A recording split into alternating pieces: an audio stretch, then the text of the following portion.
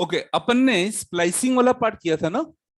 चलिए, eukaryotic gene किसका feature था? प्रोकैरियोट या यूकैरियोट? किसमें होते हैं? अच्छा, उल्टा बोल गया। ओके, स्प्लिट जीन किसका फीचर है? प्रो में है या नहीं है? यूकैरियोट के सारे जीन स्प्लिट जीन है, सारे जीन दो को छोड़कर, gene of histone and interferon. Gene of histone and, लिखना शुरू करेंगे। All the eukaryotic gene are the split gene. All the eukaryotic gene are the split gene except gene of histone and interferon protein.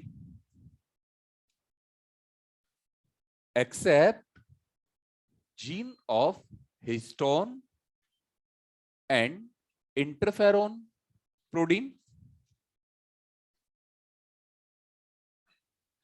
While all the prokaryotic gene, all the prokaryotic gene are the non-split gene except archaebacteria, except archaebacteria, except archaebacteria. ठीक है? हाँ बच्चे, prokaryotic gene are the split gene और non split gene prokaryotic, eukaryotic. U में दो exception है, कौन कौन? हिस्टोन है, और प्रो में कौन एक्सेप्शन है? अगर मैं आर्किया की बात करता हूं, आर्किया में इंट्रोन है या नहीं है? बैक्टीरिया में, यूकैरिया में, रिपीट, आर्किया में, बैक्टीरिया में, यूकैरिया में। तो आर्किया में स्प्लिट जीन, बैक्टीरिया में, मतलब यूकैरिया में अगर हमें स्प्लिट जीन देखने को मिल रहे हैं तो स्प्लिट जीन कोई नया फीचर है या पुराना फीचर लोड करा है? अगर आज ह्यूमन बीइंग में पूंछ दिखाई दे जाती है तो क्या कहेंगे, कोई नया करेक्टर आया या पुराना करेक्टर लोड आया? अरे एक सिंपल सा फंडा चलता है ना, एक सिंपल सा वर्ड चलता है ना, अटाविज्म। क्या चलता है? उसी का केस ले सकते हैं, नहीं ले सकते? एक तरह का कि कभी स्प्लिट जीन था, कभी स्प्लिट जीन जो बीच में फिर से लौट कर। तो split gene arrangement is a primitive feature और एडवांस फीचर। तो क्या अपन कह दें इंट्रोन्स की प्रेजेंस हमें पुराने जमाने की याद दिलाता? नहीं, एनसीईआरटी कहती है, हम नहीं कहते। Reminiscent of the antiquity, reminiscent of the, simple सा मतलब क्या? Remembering of past, remembering of. क्या इंट्रोन्स हमें बताता है कि कभी ऐसा था, कभी ऐसा, कभी ऐसा? कोई डाउट? पहले ये बनेगा, फिर वो दो लाइनें लिखेंगे एनसीईआरटी के।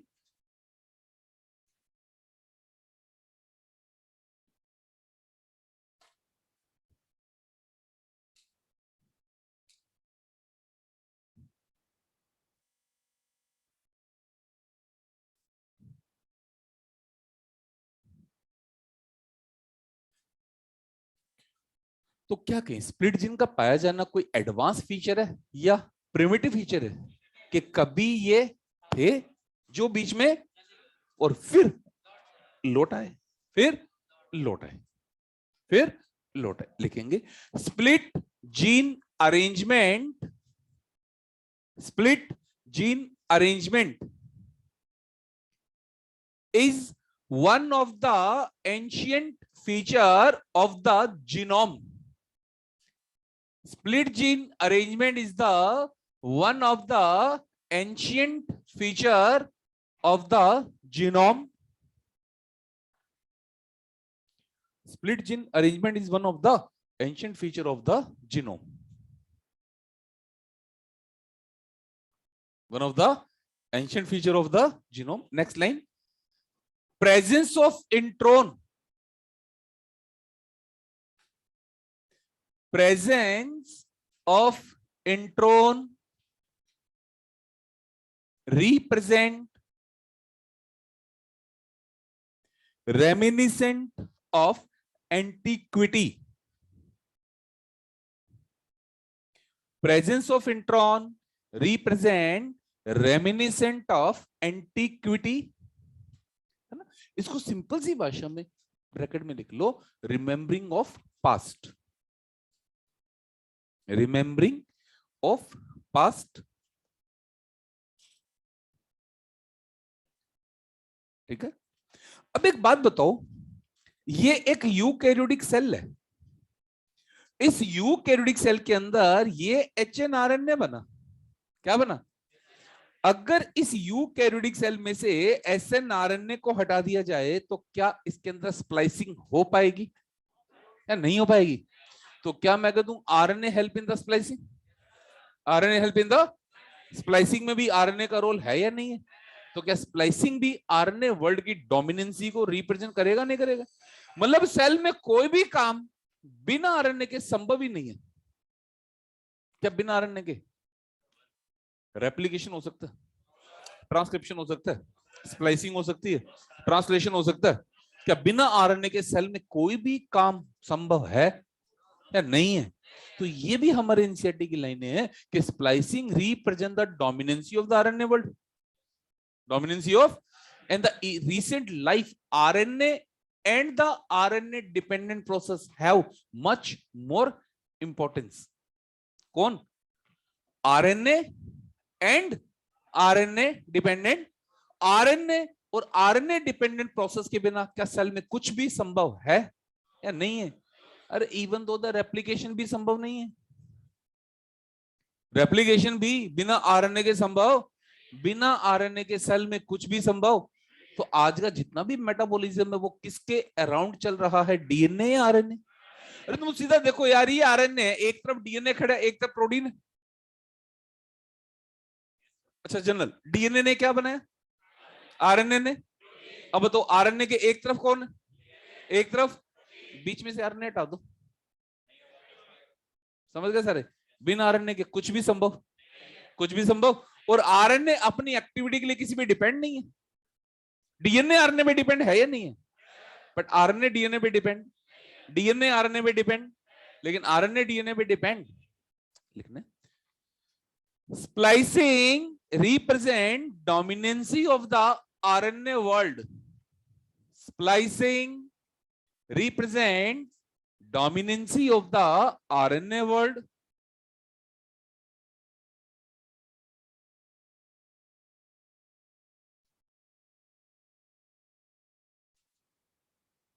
as RNA helps in splicing.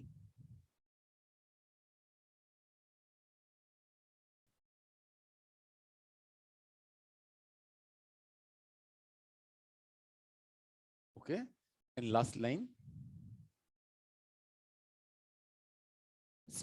Spliceosome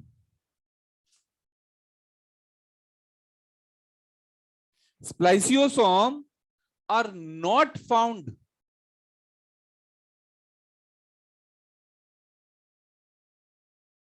in the prokaryote.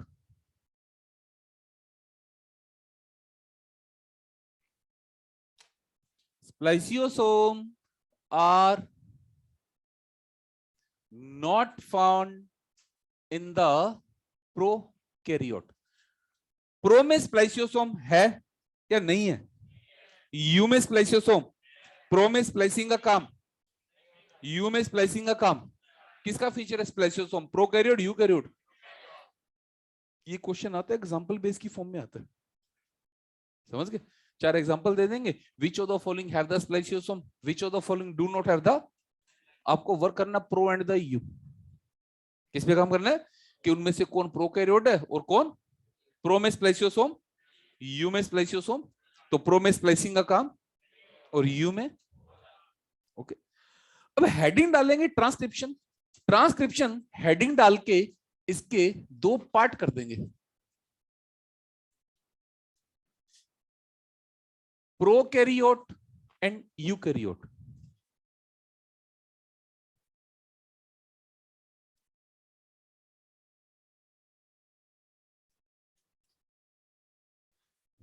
ठीक है, चलो बच्चे ये डायग्राम पे ध्यान दो सारे बच्चे। ये प्रोकैरियोट का डायग्राम है, ध्यान से देखो। ये बताओ प्रोकैरियोट में ट्रांसक्रिप्शन कहां हो रहा है, ट्रांसलेशन कहां हो रहा है? क्या ट्रांसक्रिप्शन ट्रांसलेशन दोनों की साइड सेम है क्या? क्या दोनों का कंपार्टमेंट सेम है क्या? क्या ट्रांसक्रिप्शन खत्म होने से पहले ट्रांसलेशन स्टार्ट हो जाता है क्या? क्या दोनों का कंपार्टमेंट सेम है क्या? क्या यहाँ आरएनए प्रोसेसिंग जैसा कोई काम है या नहीं है? डन। तो क्या ट्रांसक्रिप्शन खत्म होने से पहले ट्रांसलेशन शुरू हो गया? क्या यू में ऐसा कभी भी संभव है? क्यों? कंपार्टमेंट सेम है या अलग है? प्रोसेसिंग है या नहीं है? कंपार्टमेंट अलग है और प्रोसेसिंग भी। प्रो में लिखो, इतने में यू का डायग्राम लाता हूं। प्रो में transcription and translation,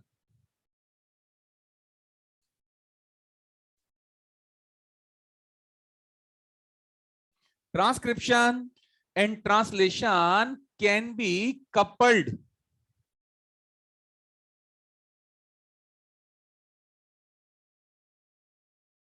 as site of both process are the same,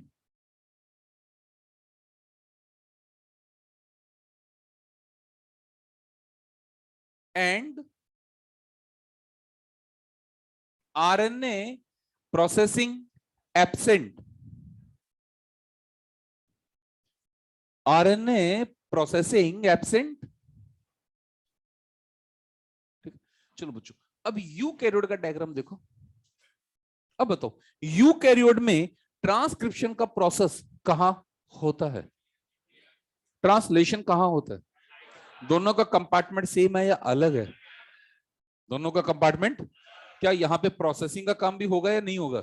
यहाँ डायरेक्ट एमआरएनए बनेगा या एचएनआरएनए बनेगा?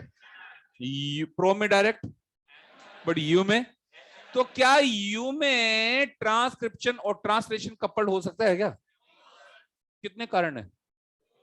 दोनों का कंपार्टमेंट और प्रोसेसिंग भी, कंपार्टमेंट और प्रोसेसिंग भी। लिखो, क्या लिखोगे? यू के इसी लाइन को पढ़ते जाओ, मेरे को सुनाते जाओ। Transcription and never can be coupled, साथ साथ लिखते चलो। Transcription and translation never can be coupled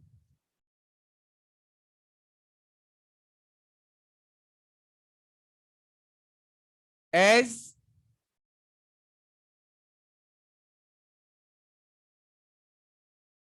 site of both process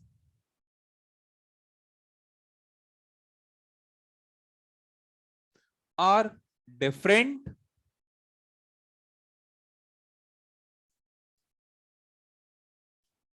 and RNA processing occur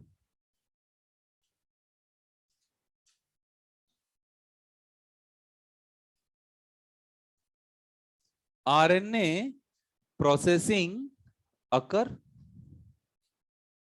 आई बस समझ में? दोनों को डायग्राम में प्रो का डायग्राम देखो, क्या दोनों की साइड सेम है? क्या आरएनए की प्रोसेसिंग होगी तो ट्रांसक्रिप्शन खत्म होने से पहले ही? इसका मतलब अगर प्रो में एक बार ट्रांसक्रिप्शन हो गया, अगर एक बार, तो ट्रांसलेशन होगा ही। यू में ये संभावना, यू में ट्रांसक्रिप्शन होने के बाद ट्रांसलेशन होना कंफर्म है या नहीं है? हो सकता है स्प्लाइसिंग नहीं हुई, हो सकता है ट्रांसपोर्ट नहीं हुआ, और हो सकता है राइबोसोम आकर जुड़ा ही नहीं। तो ये पॉइंट हमें मिलेगा रेगुलेशन ऑफ जीन एक्सप्रेशन में। प्रो में कितने लेवल होते हैं, एक या चार? प्रो में केवल, और वो एक लेवल कौन है? यू में कितने लेवल है? पहला लेवल बोर्ड पर है, पहला लेवल, दूसरा लेवल, तीसरा लेवल, चौथा लेवल। यू में ट्रांसक्रिप्शन होने के बाद ट्रांसलेशन हो जाएगा, श्योर। प्रो में क्यों श्योर है? क्योंकि ट्रांसक्रिप्शन के साथ ही, लेकिन यू में ऐसा तो किस में समझना आसान है, प्रो में या यू में? प्रो में समझना बहुत, क्योंकि प्रो में जो भी काम चल रहा है ट्रांसक्रिप्शन लेवल पे, जो भी काम चल रहा है डन। अब प्रोकैरियोट में केवल एक ही तरह का आरएनए पॉलीमरेज है, कितने टाइप का, और वही आरएनए पॉलीमरेज क्या बनाएगा, इसका मतलब प्रो में किसी तरह का division of labour, but you में क्लियर कट कितनी तरह का आरएनए पॉलीमरेज है, कौन कौन सा आरएनए पॉलीमरेज। फर्स्ट क्या बनाएगा, ये जो फर्स्ट है ना, फर्स्ट कौन, ये लाला न्यूक्लियोलस में है, कहा है, तो वो आरएनए जो न्यूक्लियोलस में नहीं बनता, लास्ट में लियो, इसका मतलब फर्स्ट क्या बनाएगा, 5s फर्स्ट बना पाएगा नहीं बना पाएगा, क्यों नहीं बना पाएगा, 5s कहां है, और याद है सो वो 5s न्यूक्लियोलस में, न्यूक्लियोलस में लास्ट में ले।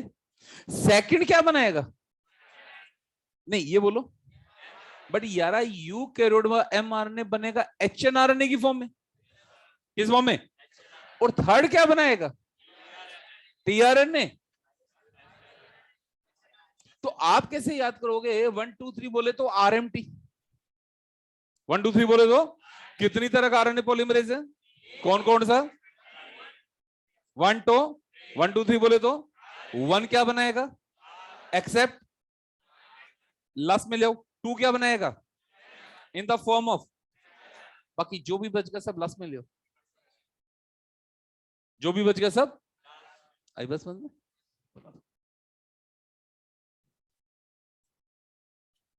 बना लो, पूरा डायग्राम भी बनेगा। लाइट को क्या हो रहा है?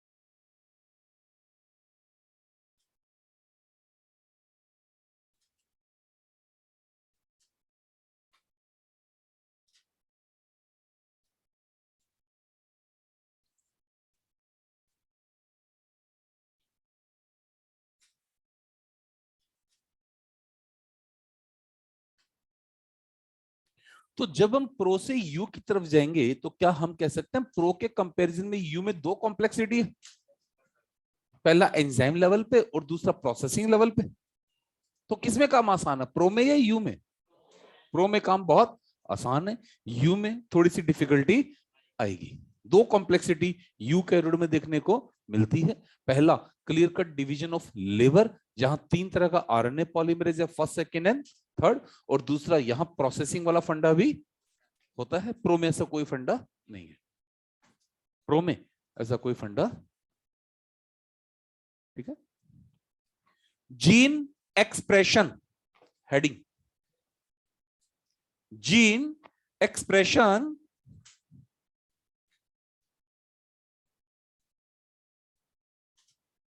लिखेंगे। It is the molecular mechanism,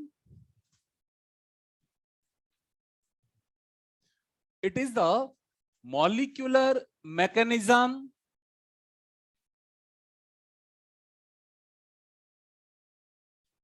by which a gene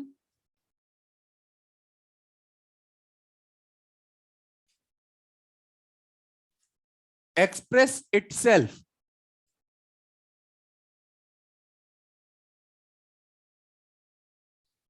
to form a protein by which a gene express itself to form a protein। ठीक है, ये एक हमारे पास डीएनए मॉलिक्यूल है। हाँ बच्चे, क्या है हमारे पास एक, इस डीएनए मॉलिक्यूल को प्रोटीन बनवाना है। क्या बनवाना है? प्रोटीन बनवाने के लिए केवल एक ही तरह का आरएनए बनवाना पड़ेगा या कई तरह के? डीएनए को प्रोटीन बनवाने के लिए बीच में क्या बनवाना पड़ेगा? आरएनए। कौन कौन सा आरएनए? अब तो ये भी आ गया।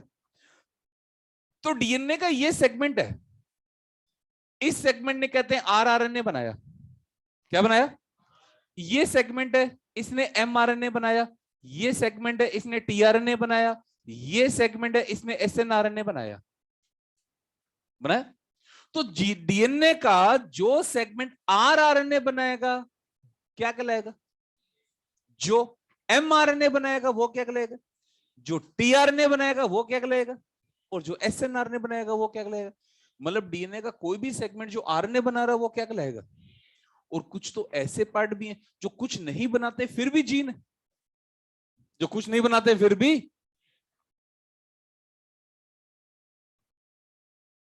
प्रोमोटर जीन, प्रोमोटर जीन कोई आरएनए बनाता नहीं बनाता, बट फिर भी वो एक जीन है। तो क्या यार, क्या इन सभी जीन के पास, सभी जीन के पास प्रोटीन सिंथेसिस का मैसेज है या नहीं है? सभी के पास तो प्रोटीन मैसेज। तो फिर कौन से जीन के पास प्रोटीन सिंथेसिस का मैसेज है? ये डिफाइन करने के लिए हमें एक नया वर्ड यूज करना पड़ा। हमें एक नया, और वो वर्ड हमने क्या लिया? सिस्ट्रोन। क्या लिया? वो जीन जिसके पास प्रोटीन सिंथेसिस का मैसेज है उसे हमने क्या कह दिया? क्या कुछ सारे सिस्टोन जीन है? क्या सारे जीन सिस्टोन है? सारे जीन, पर सारे सिस्टोन। क्या हमने किसी भी जीन को सिस्टोन कह दिया? हमने सिस्टोन किसे कहा? वो पार्ट जिसके पास प्रोटीन सिंथेसिस का मैसेज है हमने उसे क्या कहा? क्या हम किसी भी जीन को सिस्टोन कह सकते हैं? हम केवल उसी को सिस्टोन कह सकते हैं जिसके पास, जिसके पास। हम रैंडमली किसी और को सिस्टोन, सिस्टोन केवल किसे कहेंगे? क्या मैं ये कह सकता हूं सिस्टोन से हमेशा एमआरएनए बनेगा? क्यों हमें सिस्टोन वर्ड यूज करना पड़ा? बात समझ में आ गई? हम 1900 तक या 1950 तक तो क्या कहते थे, जीन क्या है? जिसके पास प्रोटीन सिंथेसिस का मैसेज है। पर बाद में जब हमारी डेफिनेशन आगे बढ़ी तो क्या पढ़ा कि जो आरआरएनए बना रहा है वो भी तो जीन है, जो टीआरएनए बना रहा है वो भी, जो एसएनआरएनए बना रहा है वो भी। तो इसका मतलब सभी जीन के पास तो प्रोटीन सिंथेसिस का मैसेज। तो हमने एक नया वर्ड पकड़ लिया। तो वो जीन जिनके पास प्रोटीन सिंथेसिस का मैसेज है उसे अब हमने क्या नाम दे दिया? तो जब कभी अपन सिस्टोन की बात करेंगे तो क्या हम कह सकते हैं सिस्टोन से हमेशा एमआरएनए बनेगा?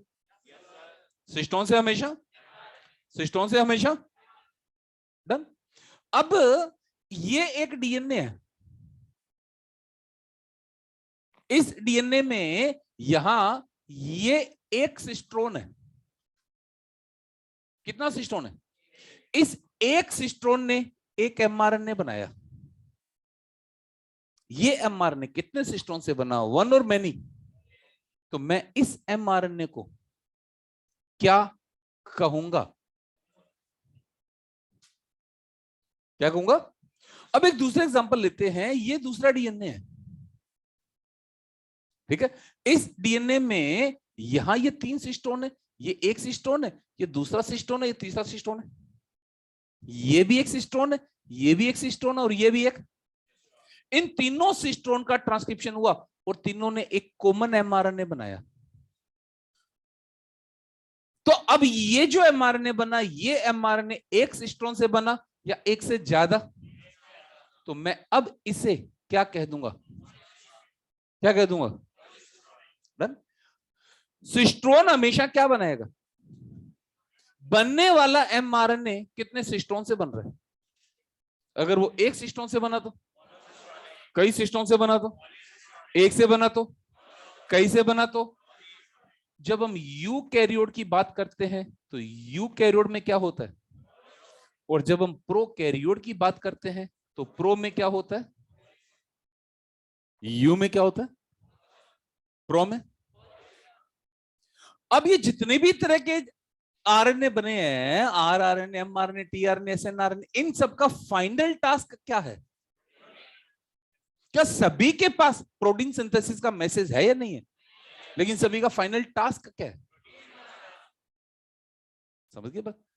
आरआरएनए के पास प्रोटीन सिंथेसिस का मैसेज, बट इसका फाइनल टास्क। टीआरएनए का, टीआरएनए जिसने बनाया उसके पास प्रोटीन का मैसेज, बट फाइनल टास्क।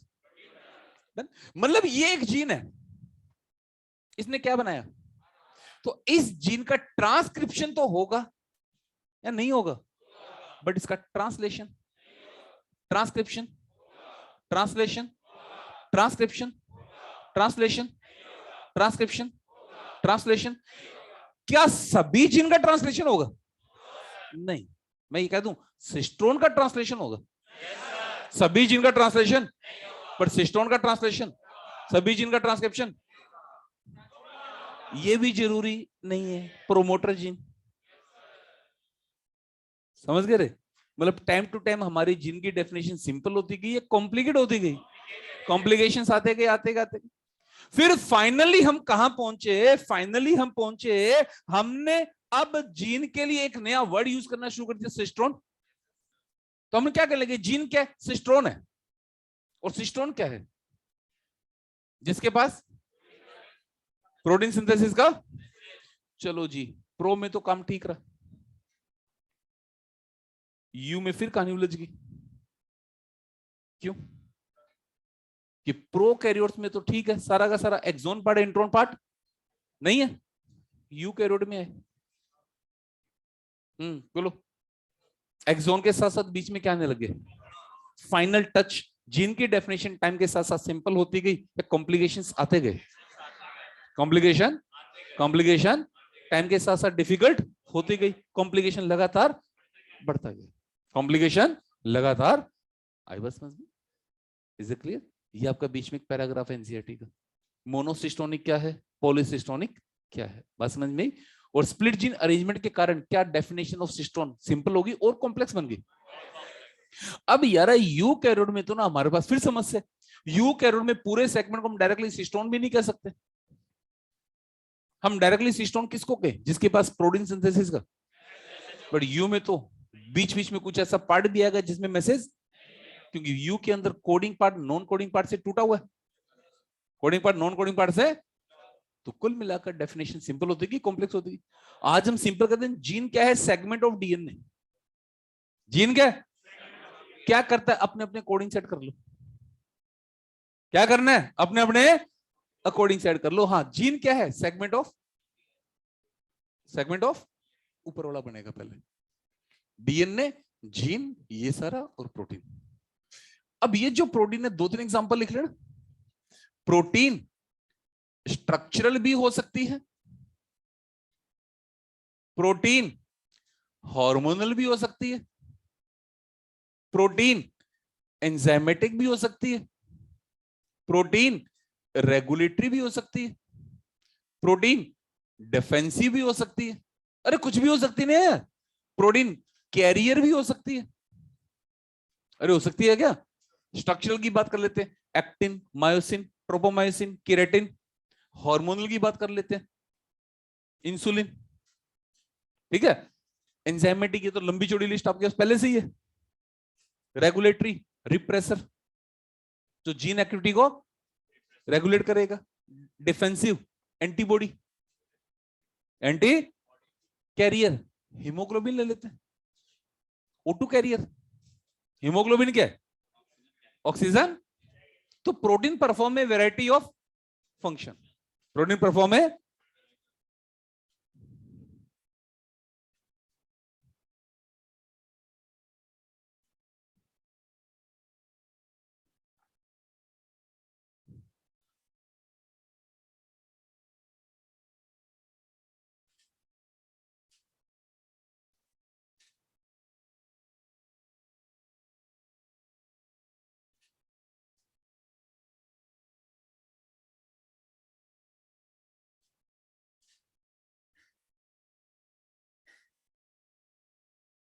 थोड़ा पंखा चलवाएं क्या, सफोकेशन हो रही है ना। चला बेटा, पंखा चलाया,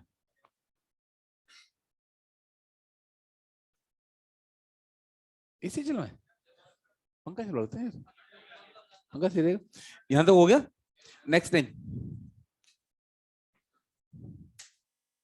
all the gene are not the cistron, all the gene are not the cistron,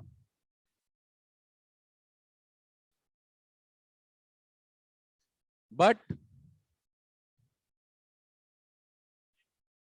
AC, but all the cistron are the gene, all the gene are not the cistron, but all the cistron are the gene.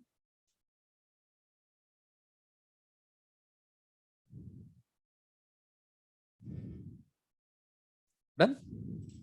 Next line, this cistron part undergo transcription, this cistron part undergo transcription to form mRNA, to form mRNA, ठीक है। हाँ बेटा, अब दो part कर लो, इधर एक side लिख लो मोनोसिस्ट्रोनिक mRNA, और इधर लिख लो पॉलीसिस्ट्रोनिक mRNA। दो पार्ट कर दो, एक तरफ मोनोसिस्टोनिक mRNA और दूसरी तरफ पॉलीसिस्टोनिक mRNA। मोनोसिस्टोनिक mRNA का एग्जाम्पल आ गया हमारा यूकैरियोट, और पॉलीसिस्टोनिक का एग्जाम्पल आ गया हमारा प्रोकैरियोट। क्या गया हमारा, प्रोकैरियोट। हम बच्चे, मोनोसिस्टोनिक एग्जाम्पल यूकैरियोट और पॉलीसिस्टोनिक एग्जाम्पल, फिर ये डायग्राम आ जाएगा।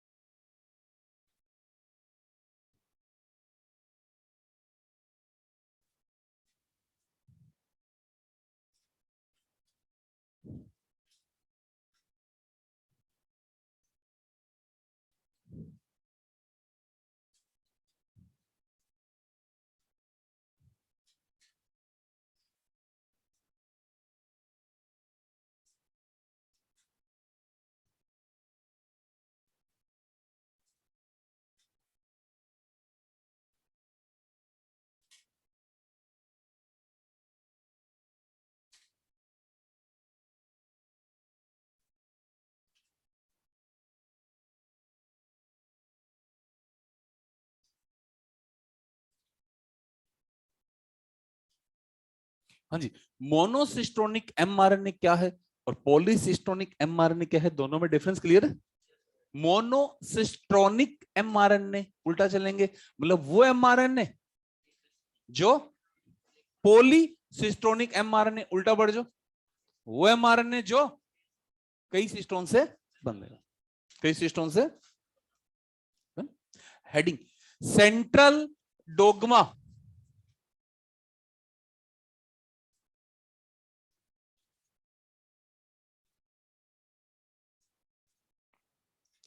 सेंट्रल डोग्मा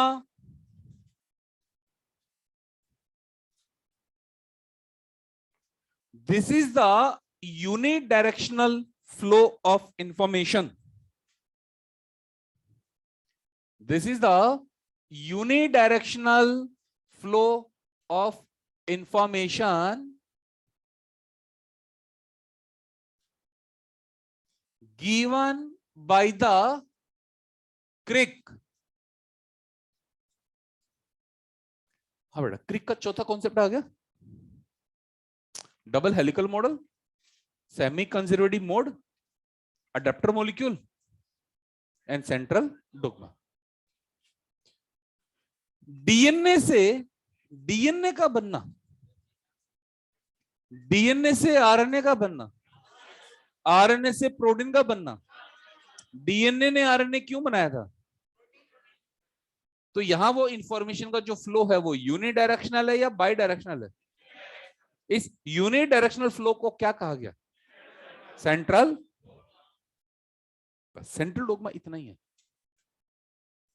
बस। रिवर्स सेंट्रल डोग्मा लेंदी है, सेंट्रल डोग्मा इतना ही है।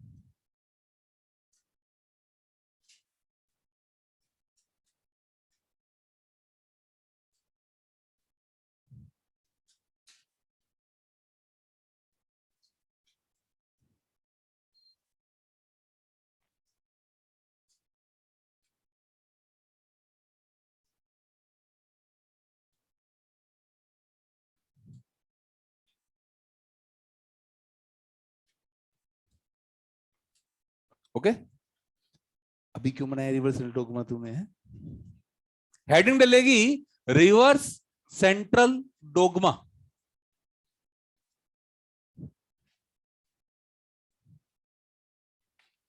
रिवर्स सेंट्रल डोग्मा बोर्ड पर। रिवर्स सेंट्रल डोग्मा को सबसे पहले राउस सार्कोमा वायरस में स्टडी किया गया। कहां स्टडी किया गया? ये जो राउस सार्कोमा वायरस है ना, इसका जो न्यूक्लिक एसिड होता है वो सिंगल स्ट्रैंड आरएनए होता है। हाँ बेटा, कैसा होता है? कैसा होता है? जब ये होस्ट पर अटैक करता है तो होस्ट में जाकर इसका आरएनए पहले क्या बनाएगा? डीएनए। ये ब्लू वाला क्या है? आरएनए पे पहले क्या बनेगा? तो क्या बन गया? RNA DNA hybrid. क्या बन गया? अब ये आरएनए और डीएनए दोनों अलग अलग हो गए। कैसा डीएनए? सिंगल स्ट्रैंड या डबल स्ट्रैंड? और अब सिंगल स्ट्रैंड डीएनए का रेप्लिकेशन हो गया। क्या हो गया इसका? तो क्या बन गया?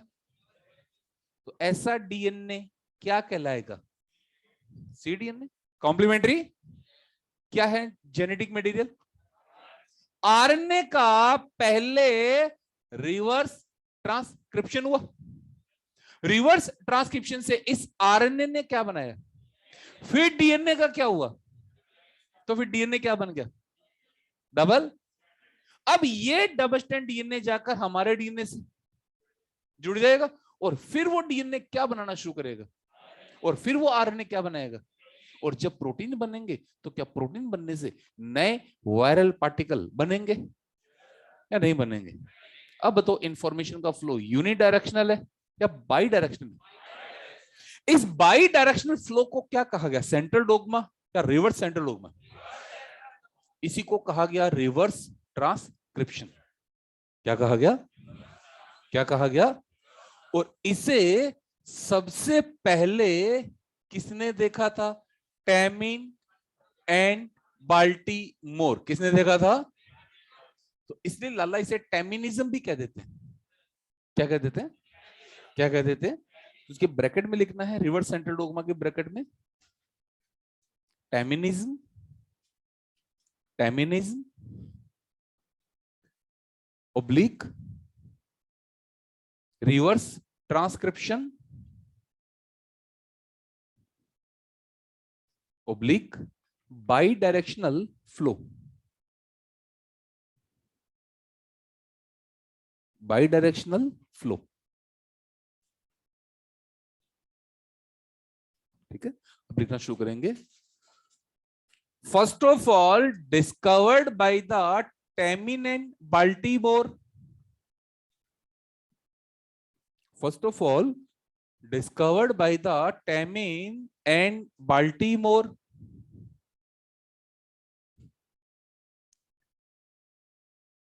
While working on the Rous sarcoma virus.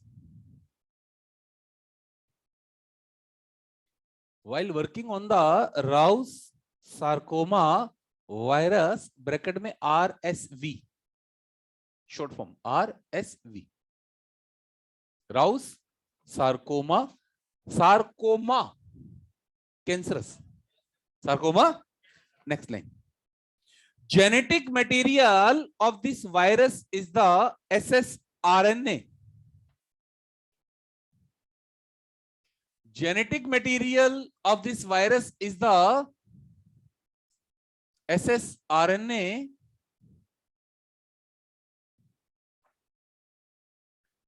By the reverse transcription.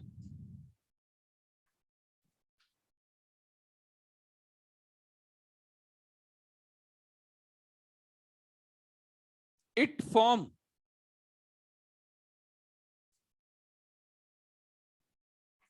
double strand DNA. It form double strand DNA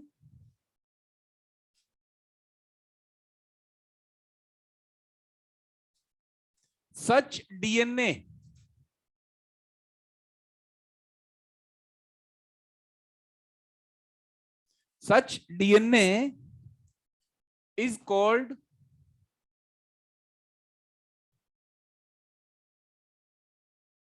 cDNA.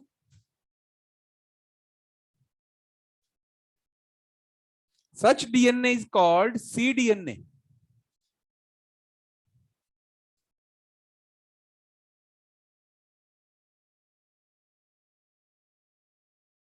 Done. Next line. All the virus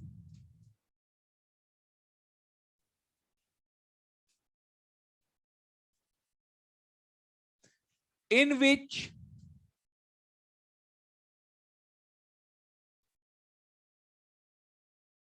this process are found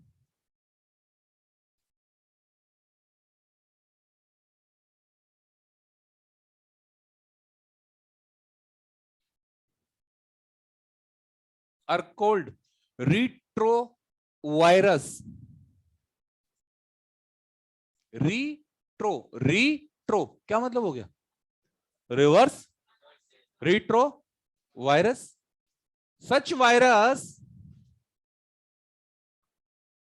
such virus have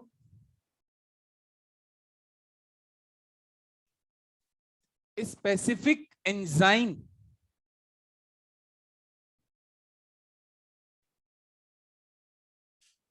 reverse transcriptase.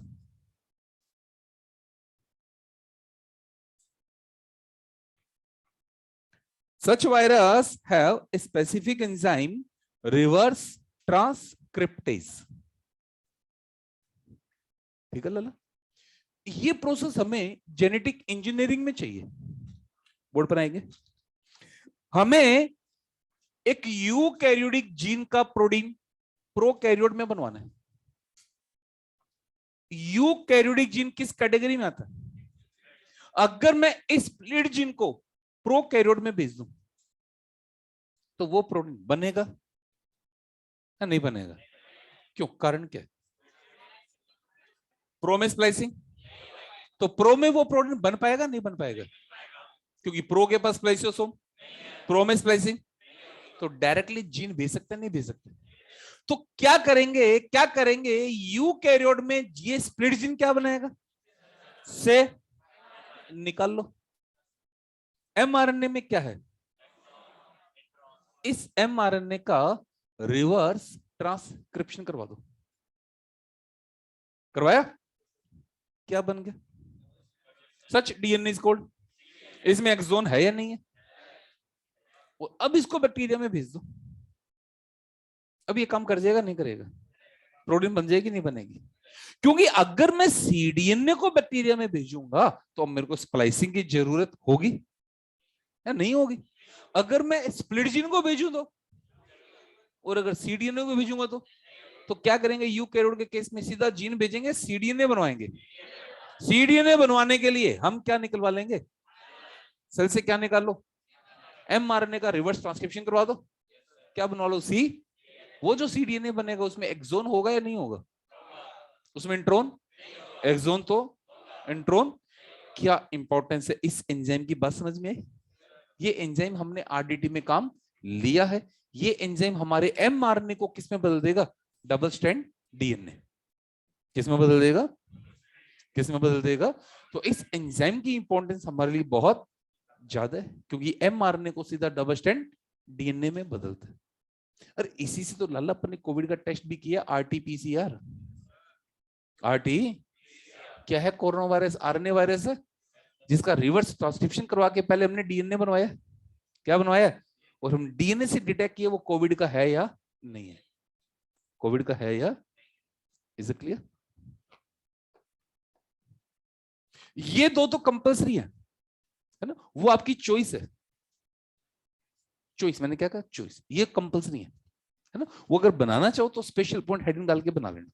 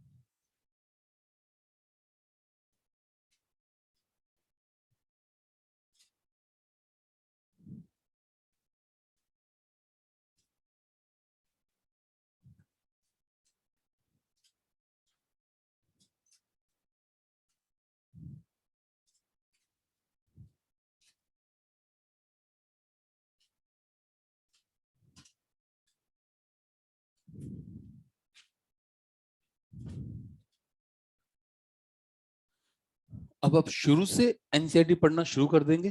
Up to the genetic code हमारा NCERT का part complete है, up to the genetic code. और ये आपके minor test का syllabus है, ठीक है? Up to the genetic code, DNA world पूरा और आरएनए वर्ल्ड पूरा। समझ गए सारे? Complete DNA world and complete RNA world.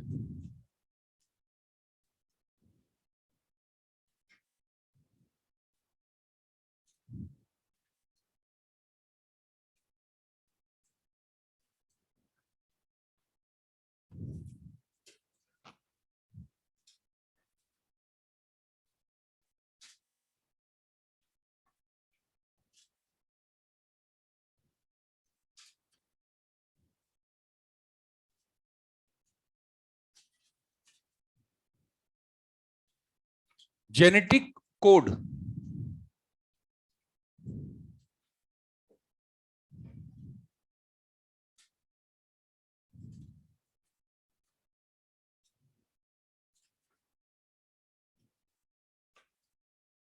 Genetic code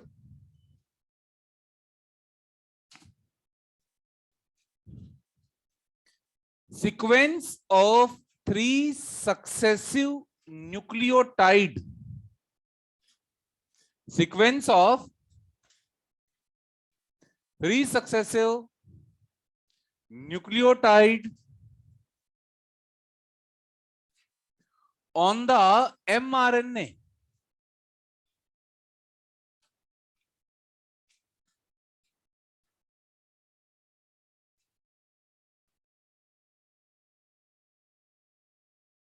that decide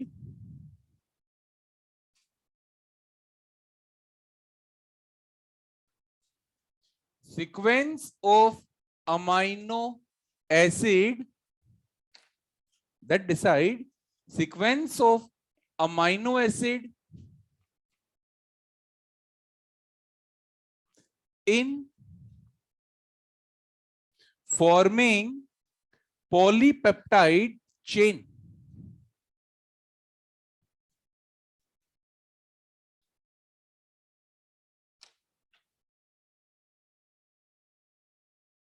Sequence of 3 successive nucleotide on the mRNA that decide the sequence of amino in forming. Board पर आ जाओ। Genetic code में NCERT का पहला para, ये मैंने आपको एक DNA molecule दिया। हाँ लाला, क्या दिया मैंने आपको? आपको इस डीएनए का रेप्लिकेशन करना है और आपको डीएनए का रेप्लिकेशन करके डीएनए बनाना है। अगर आपको एक डीएनए मॉलिक्यूल मिल जाए और आपको दूसरे डीएनए का सीक्वेंस पूछा जाए, क्या आप आराम से सीक्वेंस बता दोगे? क्या फॉलो कर लोगे? क्या आप आराम से डीएनए बनाकर बता दोगे? You will follow the rule of, कोई दिक्कत? अगर आपको डीएनए से आरएनए का सीक्वेंस पूछा जाए तो क्या आप आरएनए का सीक्वेंस भी बता दोगे? क्या फॉलो कर लोगे? Rule of complementary, rule of, क्या हम कॉम्प्लीमेंट्री रूल को फॉलो करके डीएनए से डीएनए बना सकते हैं? डीएनए से आरएनए बना सकते हैं? डीएनए ने आरएनए क्यों बनाया? ये बात हमें पहले से पता था कि डीएनए आरएनए क्यों बनाता है। ये जो डीएनए ने आरएनए बनाया है, ये आरएनए आगे जाकर क्या बनाएगा? ये कौन है? RNA is the polymer of, ये कौन है? Protein is the polymer of, RNA is the language of, protein is the language of, DNA is the language of.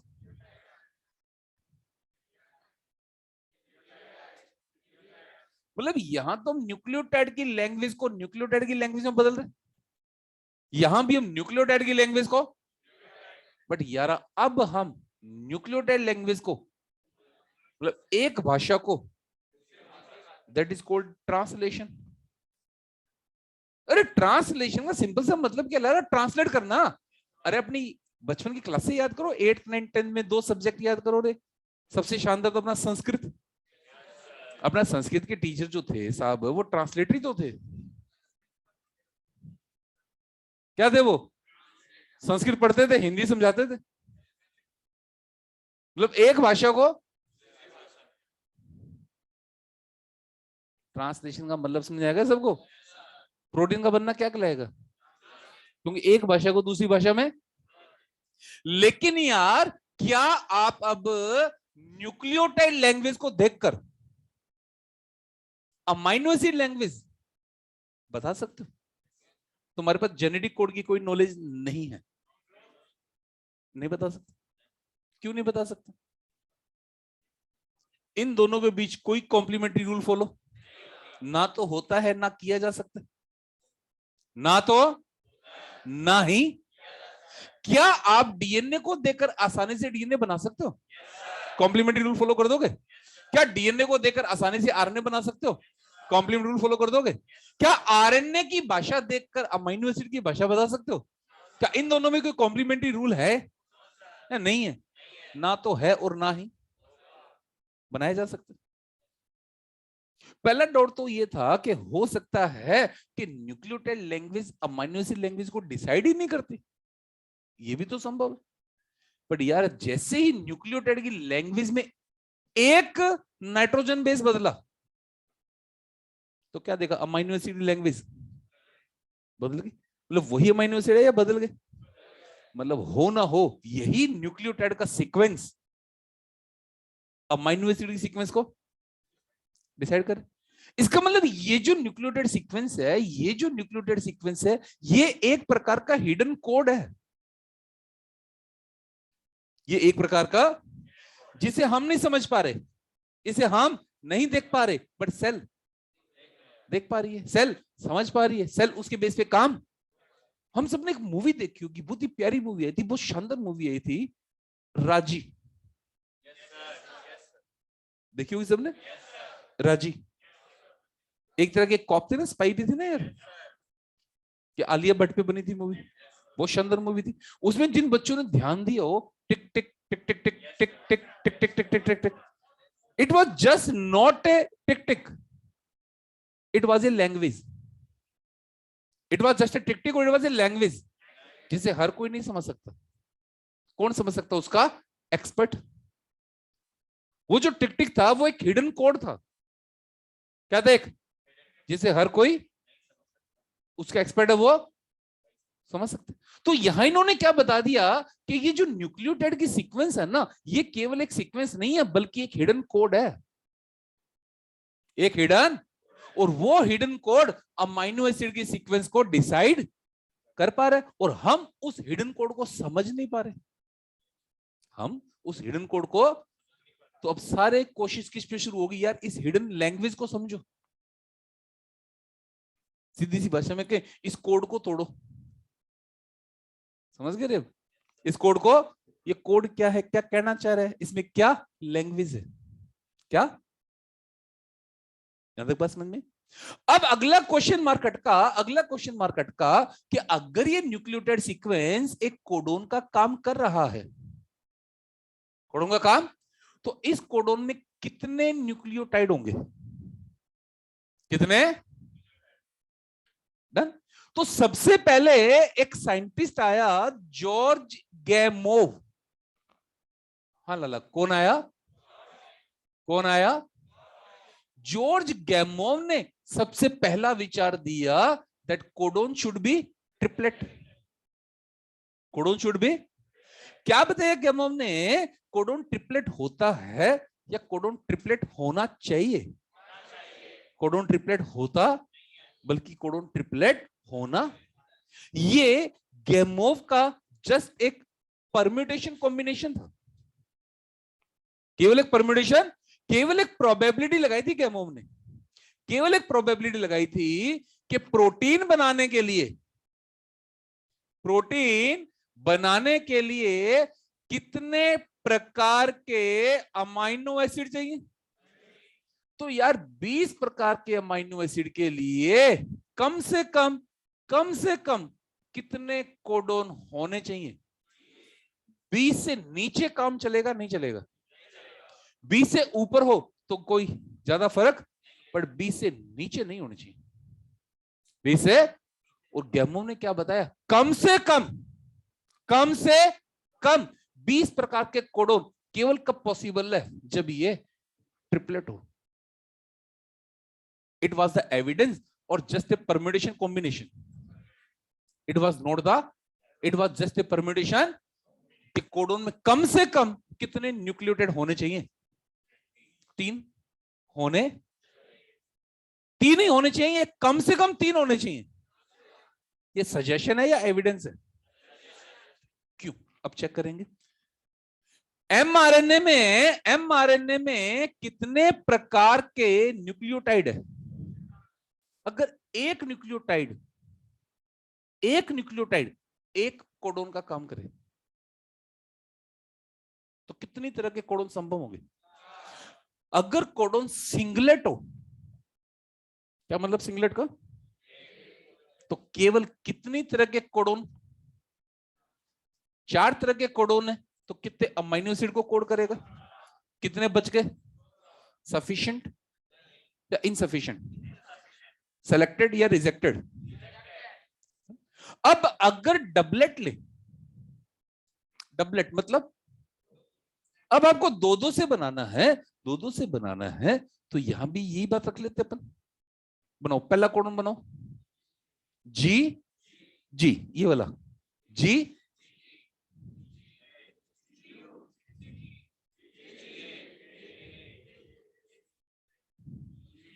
समझ गए? कितने कोडोन पॉसिबल हो जाएंगे? 16। कितने कोडोन पॉसिबल हो जाएंगे? अगर कोडोन डबलेट है, अगर कोडोन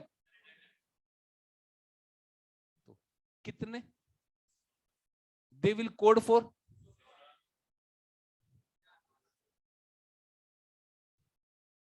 काम बनेगा नहीं बनेगा? ट्रिपलेट पे चलते हैं। अगर ट्रिपलेट पे चले तो 4 की पावर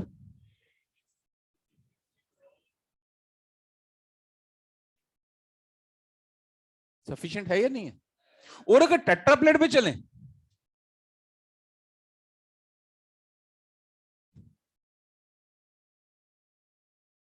तो जॉर्ज गेमोव ने क्या समझाया? कोडोन कम से कम क्या होना चाहिए? ये सजेशन था या एविडेंस था? It was not the, it was just A, it was just A permutation combination. कि 20 टाइप के अमीनो एसिड के लिए कम से कम कितनी तरह के कोडोन चाहिए? और 20 टाइप के कोडोन केवल कब पॉसिबल होंगे? जब कोडोन एट लीस्ट ट्रिपलेट हो।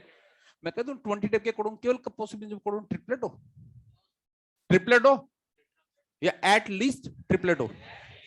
It was just A suggestion, it was just A, next line, triplet nature of the genetic code was, triplet nature of the genetic code was suggested by the, triplet nature of the genetic code was suggested by the George Gamow,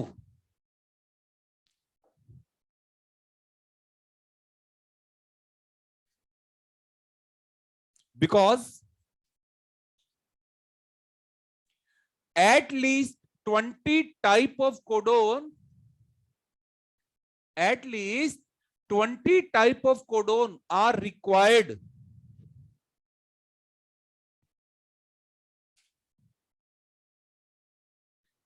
at least 20 type of codon are required to code for the 20 type of amino acid. At least 20 type of codon are required to code for the 20 type of amino acid.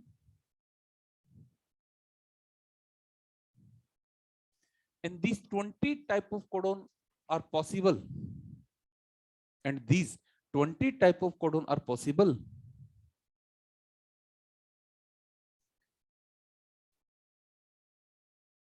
when codon should be at least triplet. And 20 type of codon are possible when codon should be at least triplet. क्या लिखा मैंने कि 20 type के codon कब possible है? जब codon triplet होगा या कम से कम ट्रिपलेट होगा। समझ गए बात? ये नहीं करे ट्रिपलेट होगा, क्या करे? सिंगलेट और डबलेट में तो काम। तो सिंपल सी भाषा समझो ना यार, नेट की कट ऑफ 605 है, तो आपके कम से कम 605 नंबर होने चाहिए। इससे नीचे बात बनेगी नहीं बनेगी? इससे ऊपर कितनी आई सीट एक ही मिलेगी, बट इससे नीचे बात, तो कम से कम कितने तरह के कोडन चाहिए? 20 से नीचे बात बनेगी नहीं बनेगी? ऊपर कितने ही हो कोई फर्क, कम से कम। और 20 केवल कब पॉसिबल होगा? जब एटलीस्ट ट्रिपलेट हो, एटलीस्ट। डन। ये केवल एक सजेशन था, केवल एक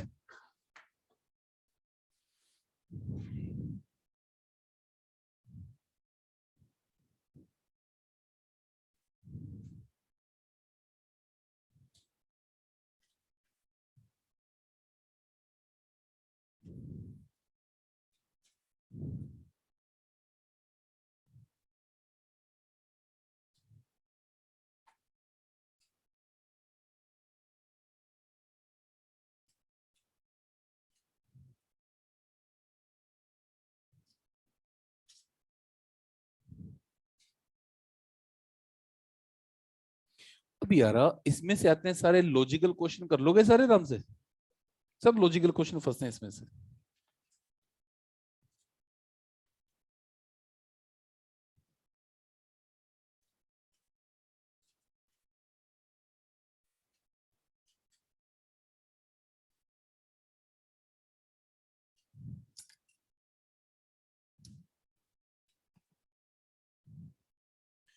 अब गैमो भाई साहब तो अपना सजेशन देके साइड में हट गए। गैमो भाई साहब ने तो सजेशन दी और साइड में। अब इस ट्रिपलेट नेचर को प्रूव करना था। ट्रिपलेट नेचर को, और ट्रिपलेट नेचर को प्रूव करना तो यार और भी खतरनाक काम था। और ये खतरनाक काम इंडियन ही करते हैं। Stuntman Hargobind Khorana. Hargobind, done. Next line.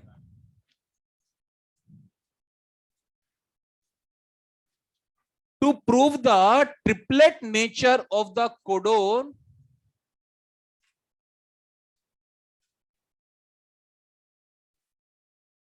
was a daunting job. Daunting, भयानक, ये एनसीईआरटी का वर्ड बच्चों, ठीक है। To prove the triplet nature of the codon was a daunting job.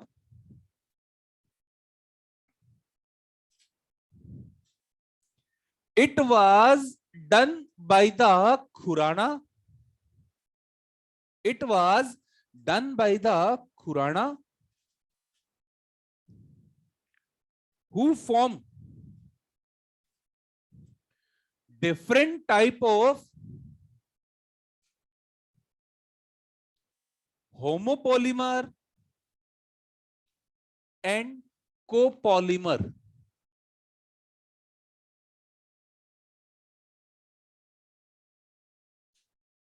Who form different type of homopolymer and copolymer. ठीक है। खुराना ने बच्चों वास्तव में कोपोलीमर बनाया था, लेकिन जब हम एनसीईआरटी पढ़ेंगे ना तो एनसीईआरटी में होमोपोलीमर कोपोलीमर दोनों लिखा हुआ है बोर्ड पर। खुराना ने सबसे पहले क्या किया, दो तरह के न्यूक्लियोटाइड लिए, जनरल बात करते हैं ए बी, इनको ऑल्टरनेट अरेंज किया, A B A B A B A B A B A B, और एक पॉली न्यूक्लियोटाइड चेन बनाई। जब खुराना साहब ने इसको ट्रांसलेट करवाया तो क्या देखा कि यहां दो तरह के अमाइनो एसिड है। कितनी तरह के अमाइनो एसिड है? इसका मतलब इसमें कितनी तरह के कोडोन है? दो। अब तुम चेक करो दो तरह के कोडोन कब पॉसिबल होंगे, ट्रिपलेट या टेट्राप्लेट? ट्रिपलेट। अगर ट्रिपलेट फॉर्म में रखते हैं तो पहला कोडोन, दूसरा, फिर अगर टेट्राप्लेट रखता हूं तो कितनी तरह का कोडोन आ रहा है? और अगर ट्रिपलेट रखूं तो, जब खुराना साहब ने इसका ट्रांसलेशन करवाया तो कितनी तरह के अमाइनो एसिड है, इसका मतलब यहां कितनी तरह के कोडोन है, और वो दो कब पॉसिबल हो रहे हैं? फिर अगला एक्सपेरिमेंट किया। अब इन्होंने तीन तीन न्यूक्लियोटाइड को सीक्वेंस में रखा, ABC ABC ABC ABC and so, और जब इसको ट्रांसलेट करवाया तो केवल एक ही तरह का अमाइनो एसिड आया। इसका मतलब यहां कितनी तरह के कोडोन है? चेक करो, एक कब पॉसिबल है? ट्रिपलेट फॉर्म में। अगर वो टेट्राप्लेट होता तो एक तरह का कोडोन आता, एक से ज्यादा तरह के। लेकिन जब इसको ट्रांसलेट करवाया तो कितनी तरह के अमाइनो एसिड है, इसका मतलब इसमें कितनी तरह का कोडोन है, कब पॉसिबल है? अब आगे बढ़ जाओ, एबीसीडी एबीसीडी एबीसीडी। जब इसको ट्रांसलेट करवाया तो इसमें चार तरह के अमाइनो एसिड है, इसका मतलब इसमें कितनी तरह के कोडोन है? अब देखो चार कब पॉसिबल? ट्रिपलेट। बोलो पहला कोडोन। अगर टेट्राप्लेट होता तो एक ही तरह का कोडोन आएगा, कितनी तरह का आएगा? क्या फर्क है गैमोव के काम में और खुराना के काम में? गैमोव का सजेशन था या एविडेंस था? और खुराना का। खुराना ने इस काम को प्रूव करने के लिए कई एक्सपेरिमेंट किए। खुराना को इसके लिए नोबेल प्राइज भी दिया गया। खुराना को इसके लिए भाई ये series of experiment Khorana prove the triplet nature of the codon. Suggestion किसका था, लेकिन प्रूव किसने किया? सजेशन किसका था? पहला केस देखो, पहले केस में कितनी तरह के अमीनो एसिड है, इसका मतलब यहां कितनी तरह के कोडोन है? 2 कब पॉसिबल है। दूसरा केस देखो, कितनी तरह के अमीनो एसिड है, इसका मतलब कितनी तरह के कोडोन कब पॉसिबल है। तीसरा केस हो, कितनी तरह के अमीनो एसिड है, मतलब कितनी तरह के कोडोन है कब पॉसिबल है। तो खुराना ने क्या बता दिया? गेमो बात तो सही कह रहे, बात तो done.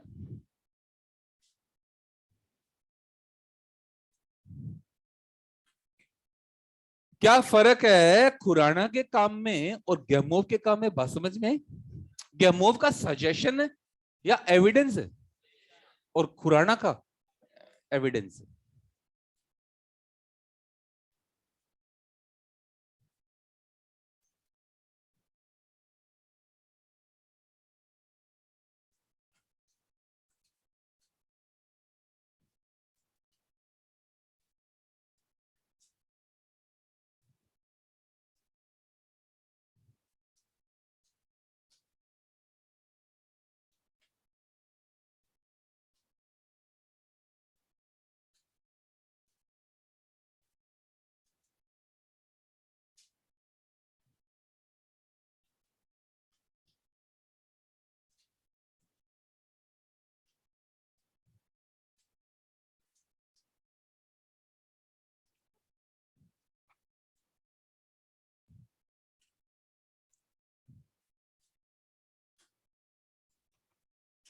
Done.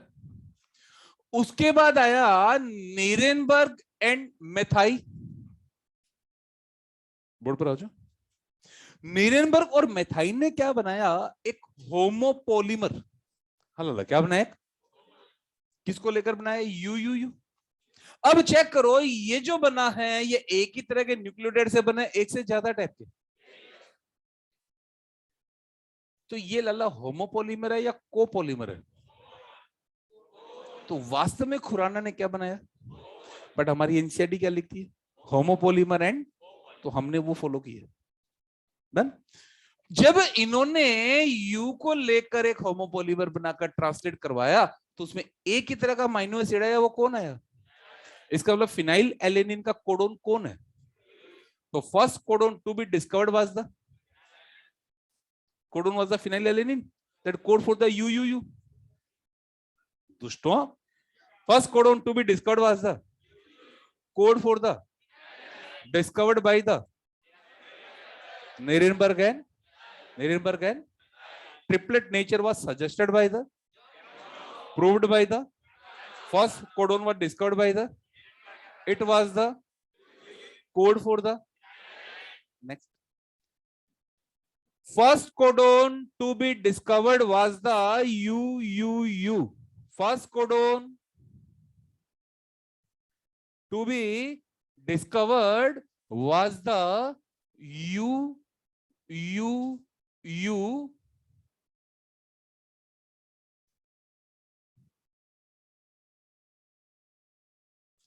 Code for the phenyl alanine.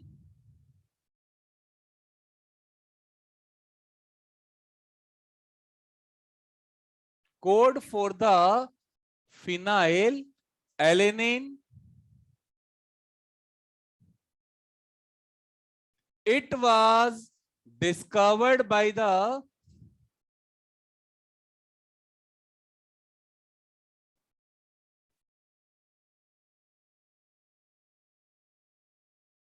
Nirenberg and Mathai. It was discovered by the Nirenberg and Mathai. Discovered by the Nirenberg and board पर। अब बच्चों यहां से क्वेश्चन पूछा जाता है कि अगर हम कोडोन को होमो मान के चलें, तो हमारे पास कितनी तरह के कोडोन संभव होंगे? 4।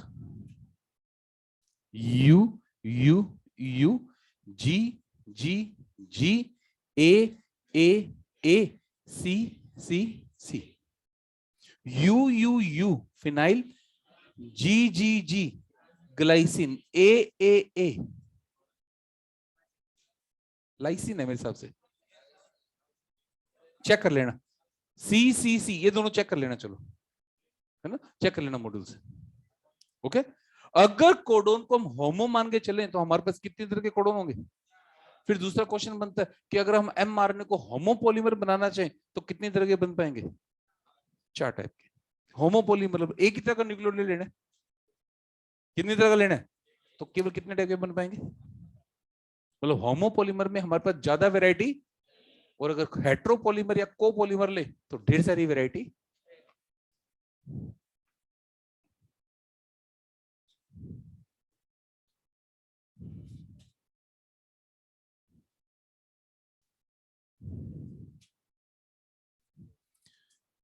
हाँ जी, ट्रिपलेट नेचर सजेस्ट किसने की है, गेमोव ने। प्रूव किसने की, खुराना ने। पहला कोडोन किसने डिस्कवर किया, नीरेनबर्ग एंड मेथाई। कौन था ये, यू यू यू किसको कोड करता है, फिनाइल। मतलब यू यू यू तो कंपल्सरी याद करना ही यार, ये चारों याद करना होमोफी फॉर्म में, है ना। जी जी जी तो ग्लाइसिन के है, श्योर है। ए लाइसिन है ना, ये प्रोलिन है। इन दोनों में मैं भी कंफ्यूज हुआ था,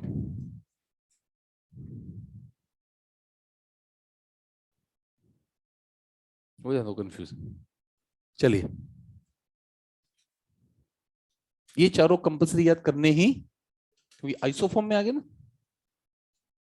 अब वन बाय वन नीरेनबर्ग ने क्या किया, सारे के सारे कोडोन डिस्कवर किए। वन बाय वन नीरेनबर्ग ने सारे कोडोन डिस्कवर किए, और नीरेनबर्ग ने अपना जो काम किया था वो, इसका मतलब नीरेनबर्ग का काम सेल में था या सेल फ्री सिस्टम में था। पहला कोडोन डिस्कवर करने के लिए नीरेनबर्ग ने मेथाई की हेल्प ली थी, और उसके बाद वन बाय वन सारे कोडोन किसने डिस्कवर कर दिए। Next line, final task, final task to deciphered, deciphered NCERT का वर्ड है, पहचान। Final task to deciphered all the genetic code. अपन एनसीईआरटी पढ़े ना, जब ऐसे वर्ड है ना हिंदी लिख लिया करो, है ना, आसान हो जाएगा काम, समझ गए, लिख लिया करो, कोई दिक्कत वाली बात नहीं है। Final task to deciphered all the genetic code was done by the Nirenberg, was done by the Nuremberg into a cell-free system, into a cell-free system, into a cell-free। हाँ चलो, शुरुआत किसने की, suggestion by the, proved by the, first codon discovered by the, final task. और इन सब ने अपना RNA बनाने के लिए जो एंजाइम यूज किया था वो कौन सा था, इसे कहते हैं सीवीरो ओकावा एंजाइम। क्या कहते हैं, यूज फॉर द, क्या खास बात है इसकी, do not required template for its. ध्यान दो बच्चे, ये जो आपके पास एमआरएनए बन रहे हैं, ये एमआरएनए डिफाइंड सीक्वेंस है या रैंडम सीक्वेंस है। इसका मतलब लाला, आप डिफाइंड सीक्वेंस के लिए टेम्पलेट काम नहीं ला सकते। अगर आप टेम्पलेट काम लाओगे तो आपकी चॉइस की सीक्वेंस आएगी या टेम्पलेट की कॉम्प्लीमेंट्री आएगी। और ये जो सीक्वेंस आ रही है वो टेम्पलेट की कॉम्प्लीमेंट्री है, चॉइस है, तो आप यहाँ टेम्पलेट काम। तो इसका मतलब आपका normal DNA polymerase, normal RNA polymerase काम। तो आपको एक ऐसा एंजाइम चाहिए जो बिना टेम्पलेट के काम करे, जो बिना टेम्पलेट के, पहला वर्ड बोलना, भागते बहुत हो, पहला वर्ड बोलो, बस लगाओ दिमाग यहीं से, क्या बनाएगा, पॉलीन्यूक्लियोटाइड। अगला वर्ड जोड़ो, अब द्वारा दिमाग लोगों को पहली क्लास क्या, पॉली न्यूक्लियोटाइड चेन अगर बनानी है तो फॉस्फोरिलेशन होना चाहिए, एनर्जी चाहिए। क्या चाहिए? तो बिना फॉस्फोरिलेशन के पॉली न्यूक्लियोटाइड चेन का बनना पॉसिबल। अब बोलो पूरा नाम। किसने डिस्कवर किया, कहां काम आता है, और खास बात क्या है इसकी, काम करने के लिए टेम्पलेट बना लो। ये हमारा कोडोन का जनरल इंट्रोडक्शन पार्ट है। बाकी कल मतलब जब भी नेक्स्ट क्लास आएगी